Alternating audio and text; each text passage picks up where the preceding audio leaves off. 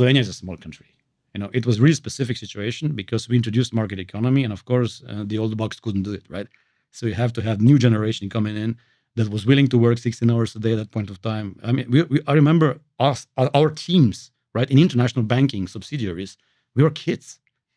We were all just finishing university, eager to work. The entire corporate banking unit was one senior from Austria. The rest were kids learning on job, because there was no common practice of this business at all. Corporate banking didn't exist. It was, Communist Party deciding what you fund, and you fund it, right? There's no normal business. Free entrepreneurial initiative was limited to 5 employees. You could only have your handcraft shop, and that was it.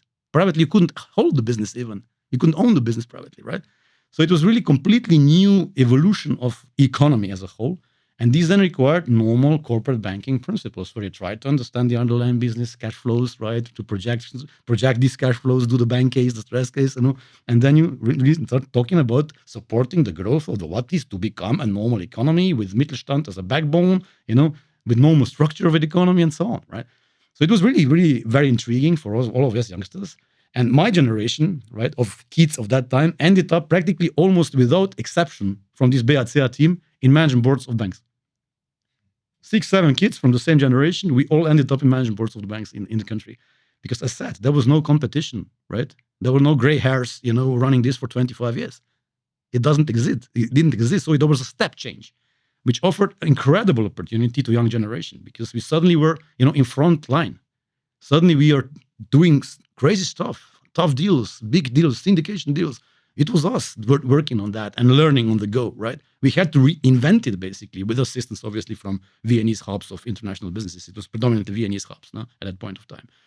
So it was really an extraordinary period, right? And then you can really quickly progress because you're visible. You work on concrete deals. You make it success, businesses see you.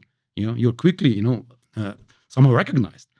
And then, as said, right, I was headhunted to run a bank as a management board member with less than 30. Right? When I joined Raiffeisen, I was 26.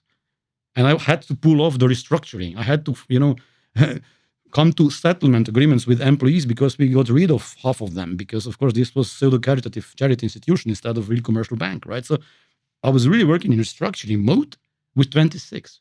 Then I was headhunted into a startup project. Startup is a crisis management.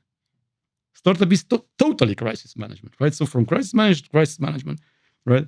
Then, of course, Cerberus came in because of the trouble of, generally. So they decided to, of course, wind down and divest whatever is out of Austria.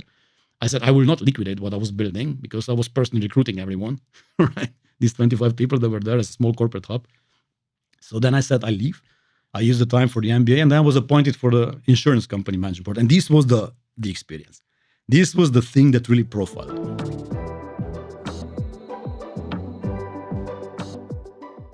Raiffeisen Bank International. Make it happen.